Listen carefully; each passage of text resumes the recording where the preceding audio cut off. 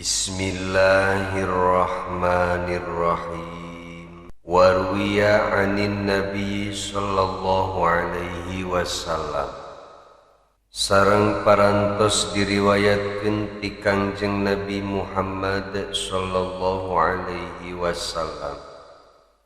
Annahu qala sanyanyana Kangjeng Nabi Muhammad sallallahu alaihi wasallam parantos ngadawuh, la yastaghfira, pasti bakal nyuhunkeun ampunan,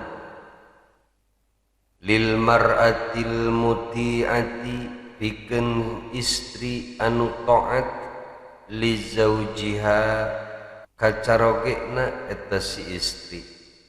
Saha nu mangmentakeun hampura pikeun istri anu taat kacarogena teh? Al-tayru, nyaeta manuk. Kalimat tayru jam'u tairin, eta teh kalimat jamak dina kata tairin, berarti manuk-manuk. Jamak teh jumlahna 3 kaluhur, berarti loba manuk anu ngadoakeun pikeun istri anu taat kacarogena. Kalimat tairun sareng tairin mislu sahibin wa sahbin, seperti kalimat sahib sareng sahbin. Warakibin warakbin, seperti kalimat rakibin sareng rakbin.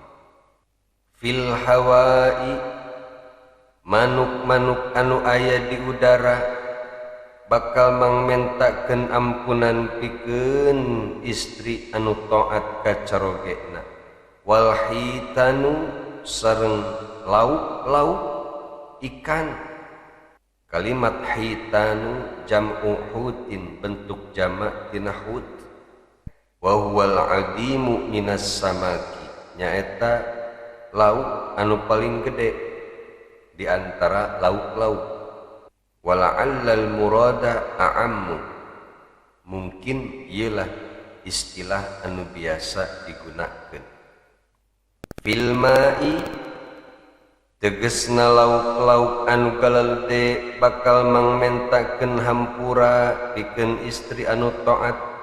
Wal malaikatu fis samai, sareng para malaikat anu aya di langit.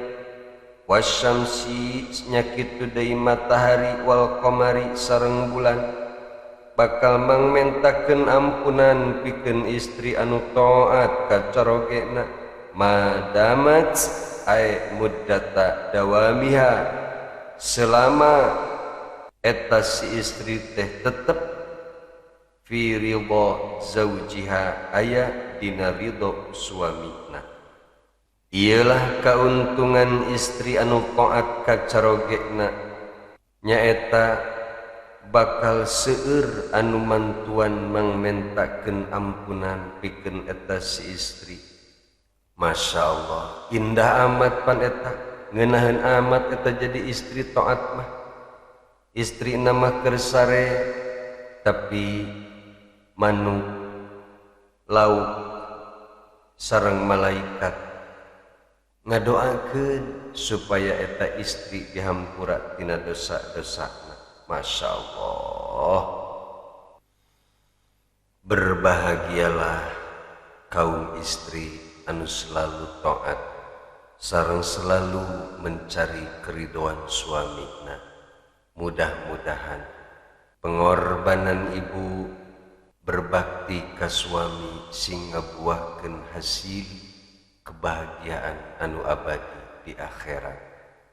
Amin ya rabbal alamin. Wallahu a'lamu bishawab.